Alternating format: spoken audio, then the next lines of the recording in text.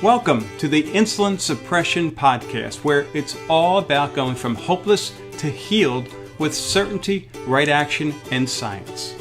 Hey, it's Charlie McDermott and Barbara. I surprised her. I love it when I surprise her with stuff. We're here for our inaugural podcast. What? Yeah, and it's called, Podcast. drum roll please, Just 2 words that we live by.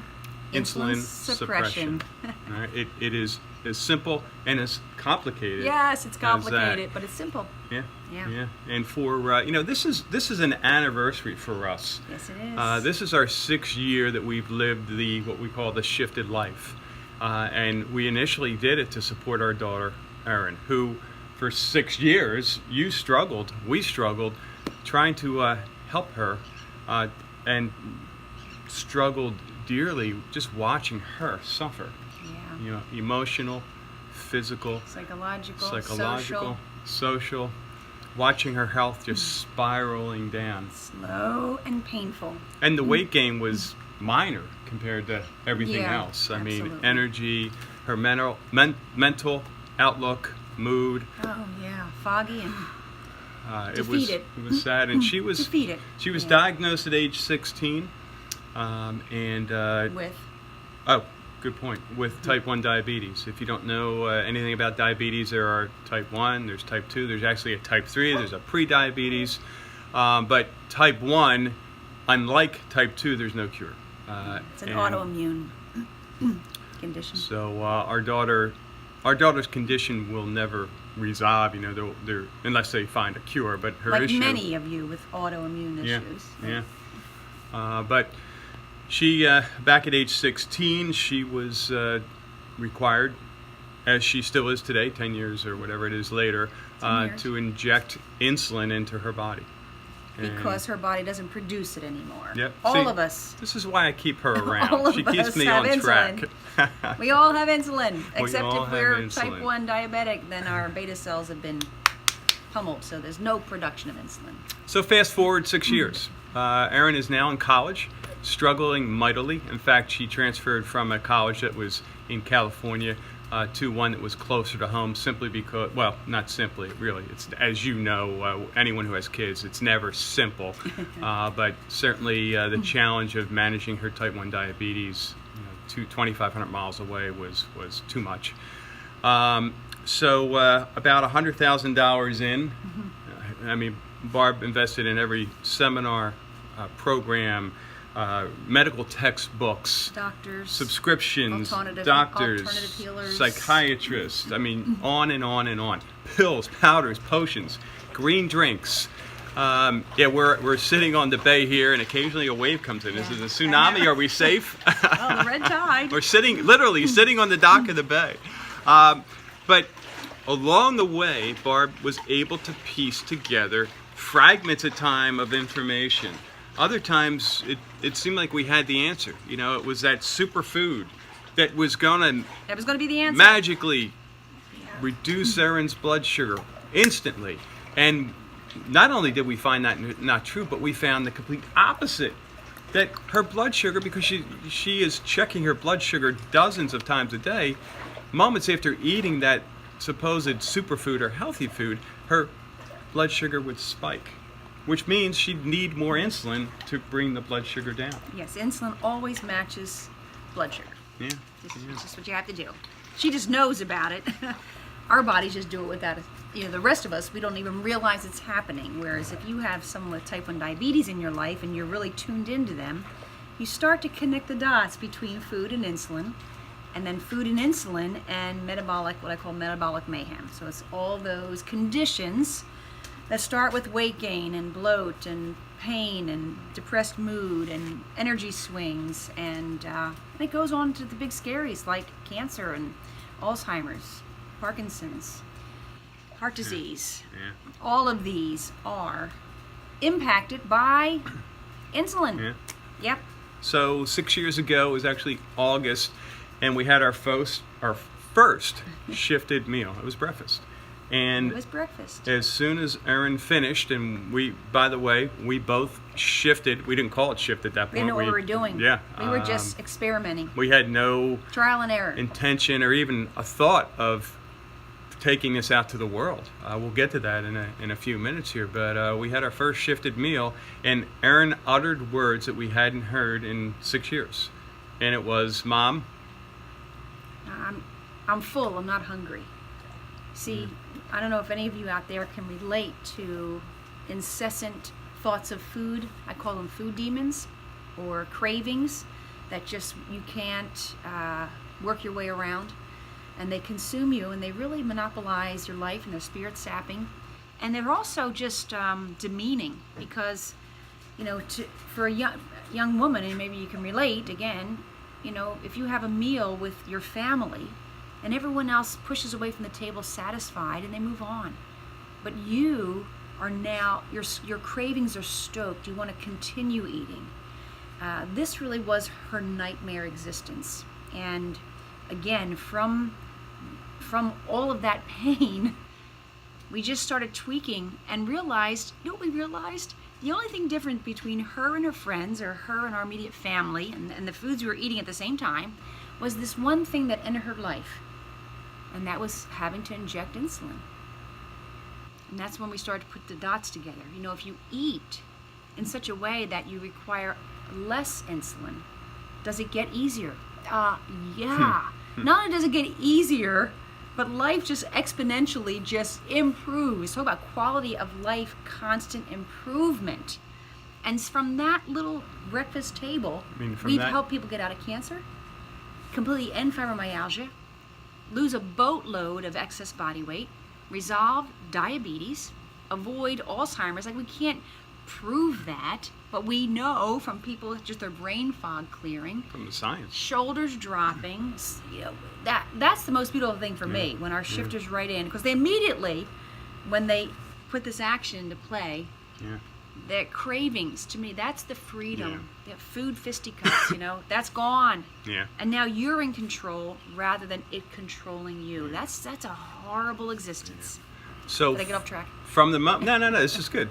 So from the moment she finished that first meal, she, of course, right away tested her blood sugar.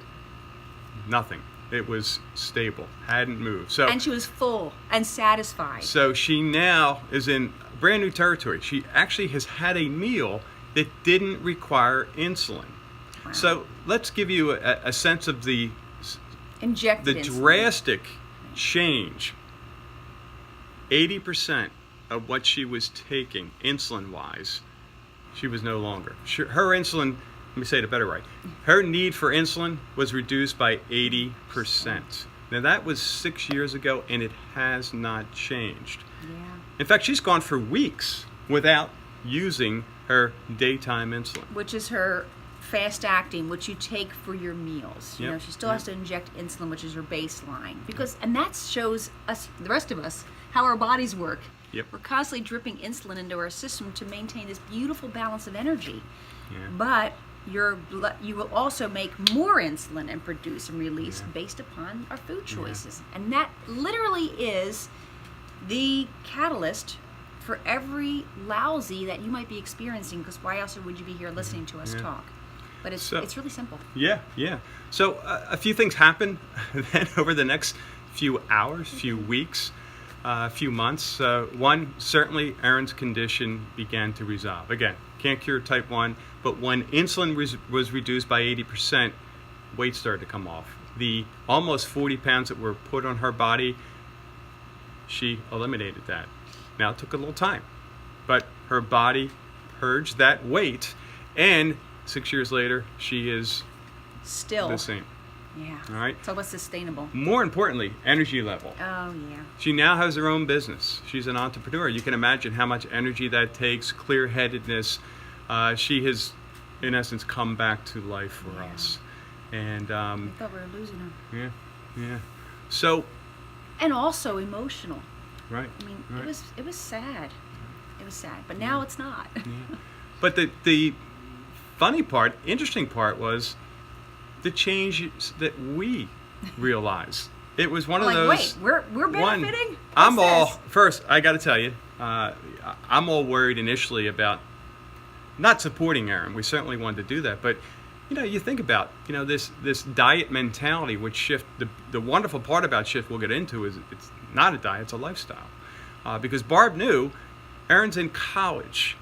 You cannot have a girl or a guy, for that matter, go to school with a good foods, bad foods list and say only eat these foods. It doesn't work. Friday night happens. Parties happen. You've got to have a lifestyle that allows you the midnight pancake breakfast. Yeah, or whatever to that's called. suppress insulin. In Erin's case, keep insulin at that reduced level so she can live her life and not have chaos happen. And it happens to all of us. We just don't know it because we're not injecting insulin. So, funny thing happened along the way. Within a couple days of us all shifting back then, again, this is 6 years ago, I said to Barb, I haven't taken my allergy medicine in the last few days because I've completely forgotten. Now, this is an allergy that I was getting shots for every 6 months. And I would have gotten shots more often, but the doctor would only give it to me every 6 months. He said, between those times when you start feeling terrible, take this prescribed medication for your allergies. So if I skipped one day without taking that medication, head cold city, sore throat for the next 2 to 3 weeks, I felt terrible. Since shifting, not one pill, not one shot, I've not had one day of being sick or, for that matter, even having a head cold. And this was in Pennsylvania, where it was cold winters and and pollen and seasonal allergy stuff, right? Yeah. And for me, it was chronic pain in my joints. Yep. Because when he said that, I'm like, oh my gosh, I haven't reached for my Advil. I haven't reached for that. Yep. And we didn't even notice it at first. Yeah. And then we started noticing the other thing. We started missing lunch. We're like, I'm not even hungry. Are you hungry? Like, why are we not eating? Because we're not hungry. Yeah. And that's a whole other podcast. Yeah, we'll save that. We'll call that the I Don't Do Lunch podcast. Boy, is that freedom. Yeah. So here we are now, weeks, months into this, we're seeing Erin come back to life. And word's getting out because they're seeing the change in Erin, family, friends, and all that. Wow, Erin. Oh my gosh, she looks like herself again. She looks great. And all of a sudden, folks are coming to Barbara with conditions, cancer, rheumatoid arthritis, big diabetes, big heart scary, disease, lousy, diabetes, fibromyalgia. And our one, just to talk about diabetes, because I know that's something that's on a lot of folks' mind. I mean, it's an epidemic in our society. Because it's the gateway to every lousy way to die. That's how I call it. Yeah. It's a lousy. Yep. And once you're in it, you're swimming upstream. So early on, Barbara had a private client who, for 38 years, struggled with type 2 diabetes. All right, 38 years. He's now in his early 70s. So you can imagine what he looks like if he's been struggling with diabetes. Couldn't walk more than a couple steps because his lower body was so inflamed. Swollen. Couldn't even put his shoes on. All right. He could get them barely on, but he couldn't tie them. But to walk was painful to watch and painful to do. Yep. Sorry. So, no, keep me honest. I want to make sure this is accurate. So Barbara starts working with him, reducing insulin, eating in a way that reduces insulin. Simple as that. Like eat, enjoy food, but just make sure you eat. No diet. Don't. I mean, eat the foods that you love. Because he was injecting. Know how to do it in a way he that was injecting insulin at this point in his diabetes career. 80 units. The short version is 80 units a day of insulin. Within 2-3 months, he's down to most days no insulin. Yeah. He has since lost 65 pounds. And his waistline went like this. He is, needless to say, walking again. In fact, he's volunteering at the local church. He's walking all over town. He's got his life back. But his big complaint is he has to keep buying new pants and belts. Remember that? Yeah. That's his big complaint. So, miracle? No. It's just science. When you eat in a way to suppress insulin, your body heals, your body resolves. And the cool thing is it's happen. Really tasty and satisfying. Yeah. It's not like you're not eating. Sometimes you're eating more than you had been. For some of us, Yeah. So, back to our podcast. Why are we here? Well, a couple of years ago, I said to Barb, as more and more clients started coming her way, it's not fair for us to hold on to this and keep it. Not that we're being selfish, or she was, but there's only so much she can do in our local market. So we decided to put a name to it, and Shift is the name. And Shift, there's an I in the middle for a reason. Yeah. Well, that could be another podcast. Well, the short version is you'll find out more, but the universe revolves around that I word, insulin, and you'll find out more in future podcasts what that's all about. But spoiler alert: insulin suppression, right? Wins the game. Yep. So this podcast is yet another, I was going to say attempt. It's another way. It's another way for avenue. us to get, thank you, to get the word out. So we, one, recommend you come back on a regular basis, get to learn more about how to eat in a way that suppresses insulin. And two, most importantly, hold that thought because I'll forget, share this with others who need help, please. It's the only way we can get the word out there. Sanity. And conversational science. Yeah. It's conversational. But the cool thing is, when you understand what we're talking about, insulin, this mighty hormone, and just suppressing the amount, it doesn't mean we're ending it. We want our body to have to produce less of it. We want to have less of it circulating as often as possible. So many variables kick into gear that make you how you were when you were 9 years old. And that might be an extreme version, but it's so true. We've seen it over. A lot of our shift clients are like in their 70s. They're like, oh my gosh, I'm chasing my grandkids through the museum. And they hadn't been able to walk before. So it's exciting. Science is exciting because it's not about bias or philosophy or morality. And entertaining. Or like, I want this, I'm purple, I'm blue, I'm zebra, I'm straight. Everyone has their food ideas, and that's cool. But this is just the science that you just plug into however you like to live. And then, we got it. I'm like, I know. Once you have it, you don't even need it. You don't even need us anymore. Yeah. But just pay it forward. Okay. Well, it's getting around breakfast time for me. It's about 2:00 in the afternoon. So we're going to, and you'll, again, learn more about that. You're probably going, what? Wait, what? Why aren't you eating the most important meal of the day? Because it's not, and I'm not hungry. So why would I eat when I'm not hungry? So anyway, we'll talk about that in the future. At this point, Blue's also calling us. She's like, time's up. That's our little dog. If you want to learn more about our company, go to www.the formula, formula.com. Did I spell that correctly? Yes, you did. And we look forward to seeing you, talking with you in future podcasts. Take care, everyone. Thanks for being here. See you next time.